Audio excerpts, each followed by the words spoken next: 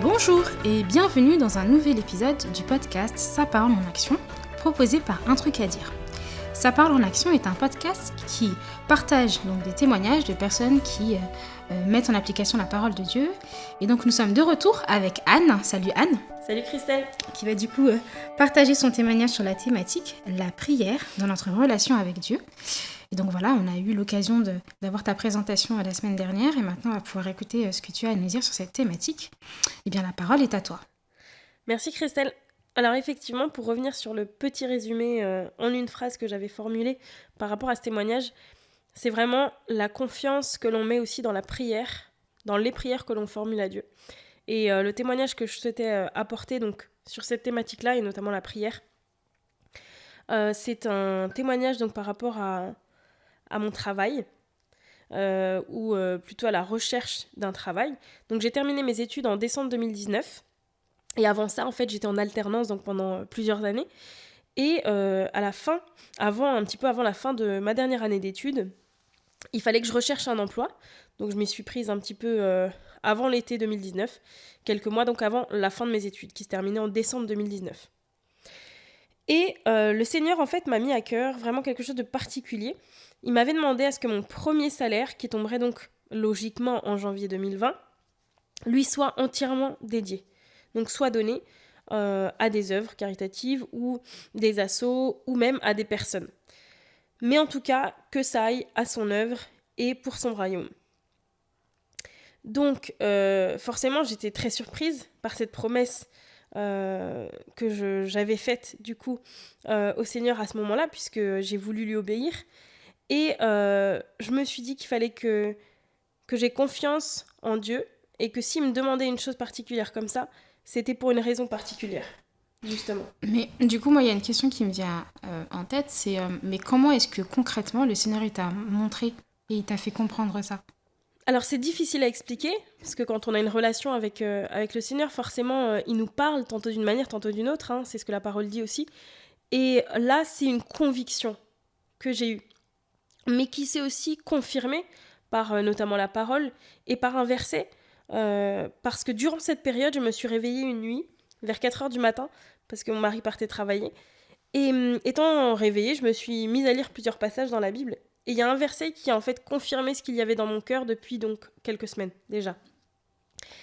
Et il s'agit de ce verset-là, donc qui se trouve dans Proverbe 3, 27-28. « Ne refuse pas un bienfait à celui qui y a droit quand tu as le pouvoir de l'accorder.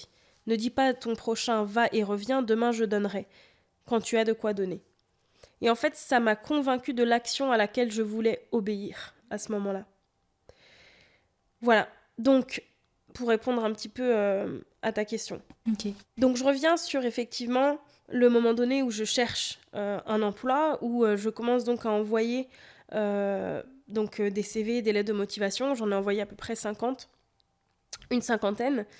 Et j'avais finalement confiance en le Seigneur qu'en janvier 2020, j'allais avoir un emploi. Puisque si le Seigneur me demandait quelque chose, en général, il apporte la provision pour le faire.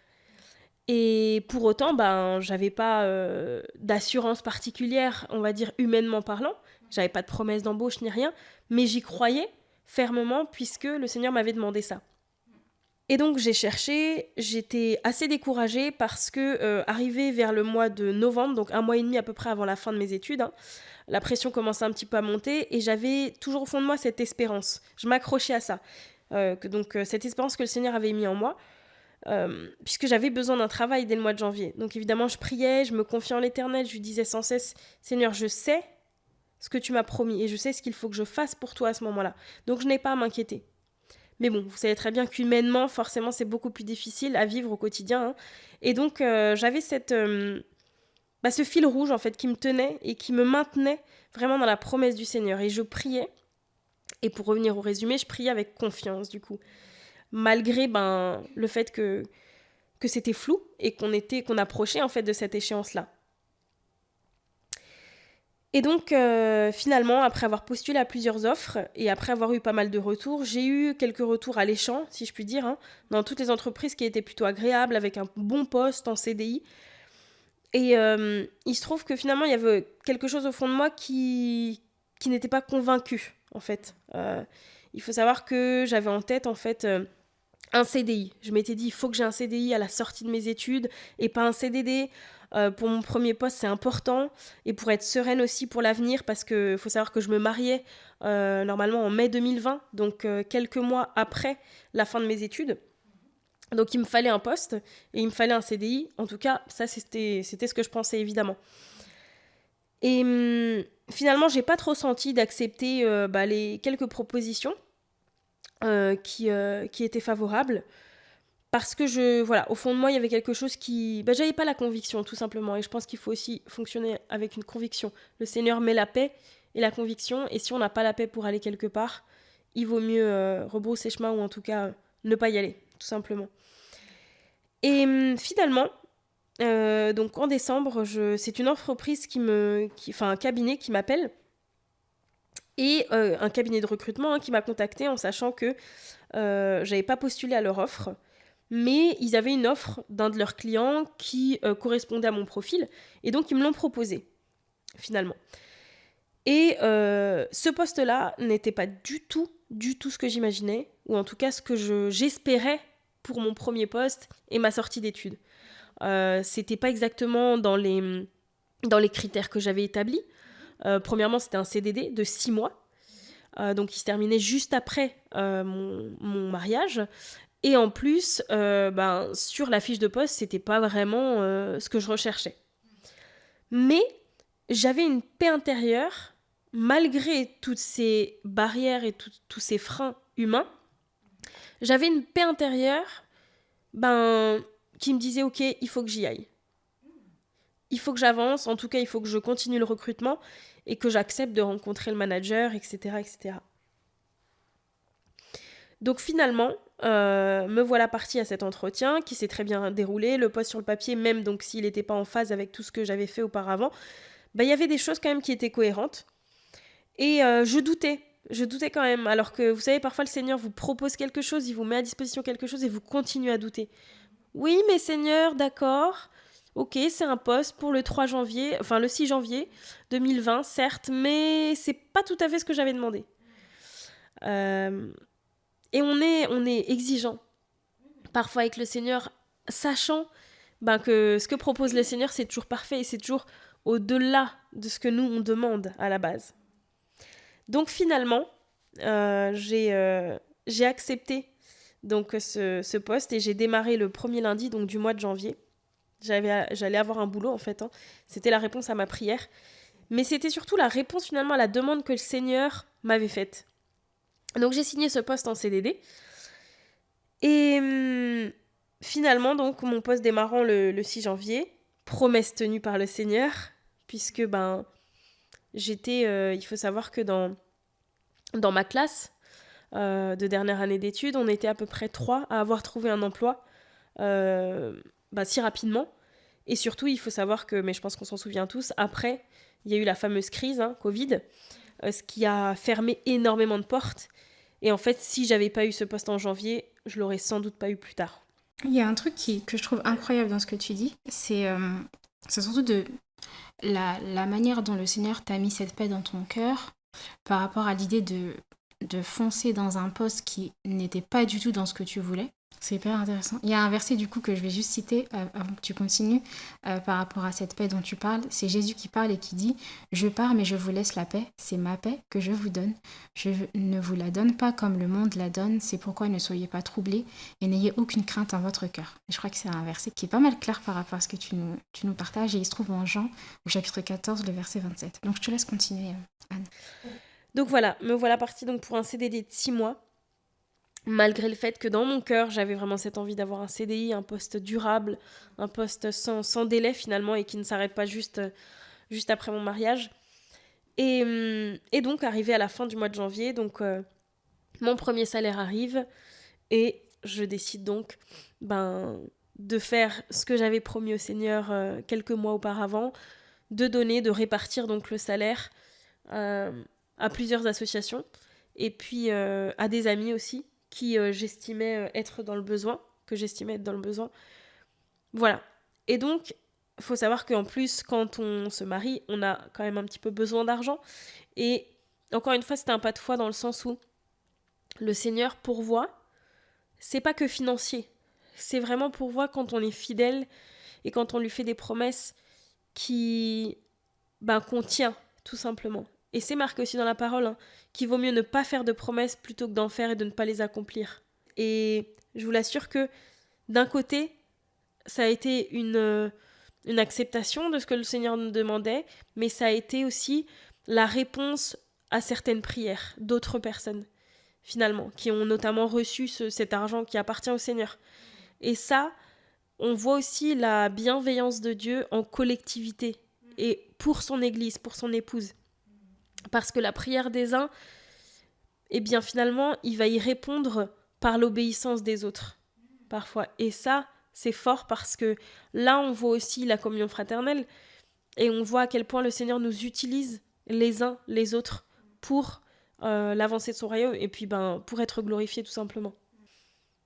Donc pour continuer et quasiment terminer ce témoignage finalement, pour expliquer un petit peu ce témoignage en deux parties, parce qu'il y a la partie donc vraiment prière, obéissance à Dieu, où le Seigneur nous demande quelque chose, et après il y a la partie incroyable, un peu l'inconnu, la partie cachée de l'iceberg, celle à laquelle on ne s'attend pas, mais qui est incroyable.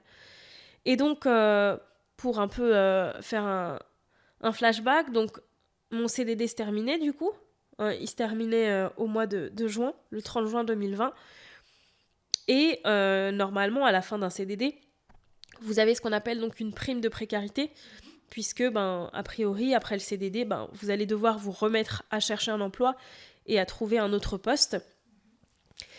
Et là, donc mon manager insiste pour que on arrive à trouver un CDI, enfin en tout cas à faire que ce CDD se transforme en CDI. Et à ce moment-là, c'est vraiment ironique, mais je disais au Seigneur, non, mais en fait un CDD c'est bien, parce que finalement ça permet de voir plein de choses et peut-être plusieurs missions différentes. Et finalement c'est pas plus mal parce qu'on n'est pas vraiment attaché. On a moins de scrupules, arrêter dans une entreprise, recommencer dans une autre. Et ça me plaît pas mal un CDD. Et c'est là que mon manager s'est démené pour que ce CDI soit créé, parce qu'en fait je remplaçais quelqu'un de malade, en congé maladie, en arrêt maladie. Et normalement on n'a pas le droit de créer un CDI supplémentaire, sachant que il y a déjà finalement une personne effective sur le poste. Mais finalement, donc ce CDI arrive, mon manager arrive à convaincre les DRH à transformer donc ce CDD en CDI, et me voilà partie donc au 1er juillet pour un CDI sur le même poste.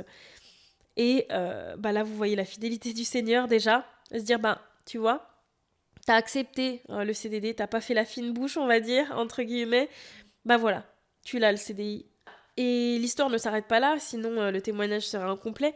Mais comme je disais, quand on termine un CDD, vous avez la prime de précarité qui évidemment n'est pas versée quand le CDD se transforme en CDI, puisque vous n'avez pas recherché d'emploi, votre salaire continue, vous n'avez aucun jour de précarité, puisque moi en plus c'était vraiment le lendemain de ma date de CDI.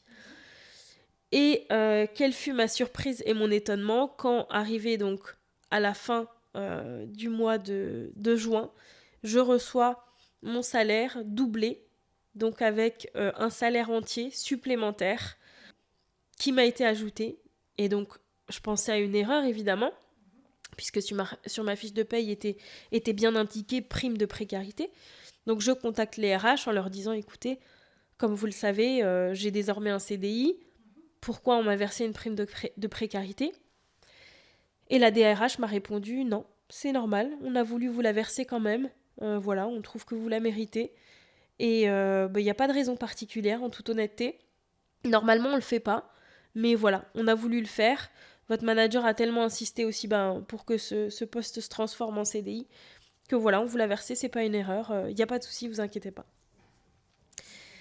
Et là, je me suis dit, waouh, Seigneur, tu viens de me montrer que ma fidélité dans ce petit geste, mais qui était grand pour moi, n'était rien du tout pour toi, en termes financiers, bien sûr, et que tu étais capable de tout. Et en fait, là, c'est comme si, finalement, le Seigneur me remerciait de ma fidélité. Enfin, c'est comme ça que je l'ai ressenti. Et c'est incroyable de me dire que, waouh, lui, qui est Dieu, qui est grand, qui est le roi des rois, va quand même, vous, petit humain, et ben, voilà, récompenser en quelque sorte presque votre fidélité et votre obéissance. Et quand j'ai reçu donc ce salaire en entier, voilà, c'est comme si j'avais finalement récupéré ce que j'avais donné en janvier. Et ben c'était, voilà, pour moi c'était vraiment la main de Dieu qui avait conduit tout ça de A à Z. Ça montre encore plus sa grandeur et ça c'est un gain. Juste de voir les bénédictions du Seigneur, sa fidélité aussi, et la relation qu'on peut entretenir avec lui quand on lui obéit, ça vaut énormément. C'est très précieux. Oui. Quel défi tu pourrais lancer à nos auditeurs par rapport à la prière dans leur relation avec Dieu? Je pense que, comme je l'ai dit, et ça a été un peu le fil conducteur de ce témoignage aujourd'hui, c'est de vraiment mettre de la confiance et de la conviction dans nos prières. Et de se dire, ok, je vais peut-être faire une prière folle à mes yeux, formuler une prière comme ça et se laisser guider par le Saint-Esprit aussi, pour regarder autour de nous et voir qui a besoin de quelque chose. Voilà, ce serait de formuler une prière qui nous sort de la zone de confort et qui est remplie de confiance en Dieu et d'aller rechercher quelles sont les promesses de Dieu pour nos vies. C'est très très encourageant, il y a tellement de choses qu'on pourrait dire par rapport à tout ce que tu viens de partager. Je suis aussi très heureuse que tu aies pu donner ton témoignage parce qu'effectivement la prière c'est une vraie puissance. Donc ouais, je suis très encouragée par rapport à ce que tu partages. Et est-ce que tu as un dernier truc à dire? Alors je voulais lire un texte de Luther qui a été mis en commentaire en fait d'un verset du chapitre 4 de l'Épître aux Romains. Et je trouve que c'est très pertinent. Lorsqu'un homme se confie à un autre, c'est qu'il le tient pour un homme juste et honnête. De même, quand l'âme croit fermement à la parole de Dieu, c'est qu'elle tient Dieu pour véridique, bon et juste. Elle lui rend ainsi le plus grand honneur qu'elle puisse lui rendre. Elle lui donne raison, elle lui abandonne ses droits, elle glorifie le nom de Dieu et laisse Dieu agir envers elle comme il veut. Or, quand Dieu voit une âme lui attribuer toute vérité et l'honorer, ainsi par sa foi, il l'honore à son tour, la regarde aussi comme fidèle et véridique à cause de cette foi. Waouh, ouais, yes. C'est sur ces belles paroles que nous nous quittons. Je suis vraiment très heureuse d'avoir passé ce temps avec toi, Anne. Moi aussi. Et j'espère que ça va bénir tous les auditeurs qui vont nous écouter. D'ici là, restez connectés. Et puis, on n'oublie pas de mettre sa parole en action. Salut! Salut!